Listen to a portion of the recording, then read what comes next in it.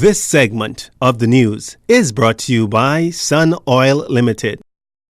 Welcome back. Amendments to the Gaming Act only a week old, but Minister responsible Dionisio Diagler insists the government will begin enforcing the law as soon as the proper infrastructure is in place, and that includes an investigation unit. The law has just passed, and so I'm sure in the bill it said that the Gaming Board would have to develop an enforcement unit, and once that had been developed, we should proceed with haste to enforce the gaming laws and to ensure that people who are operating without a license are shut down.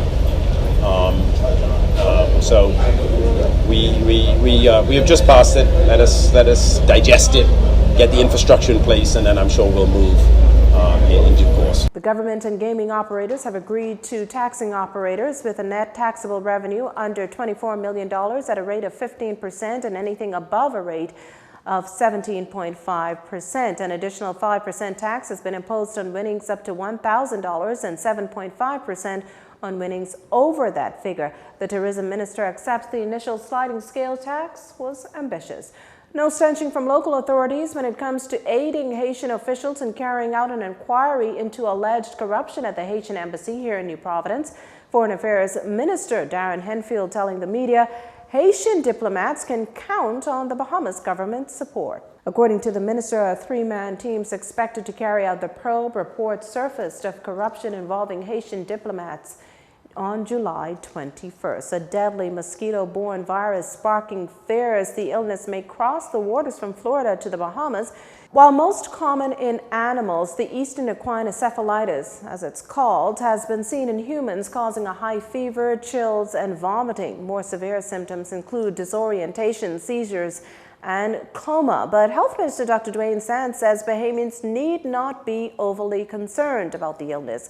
What's more so alarming, he said, is the fact that after months on end of preaching, some parents are still not getting their children vaccinated for preventable diseases. Last year, more than 100,000 people died of measles. More than 100,000 people around the world. This is something that is preventable with vaccination. So let's not focus too much attention on a disease that kills 10 people a year.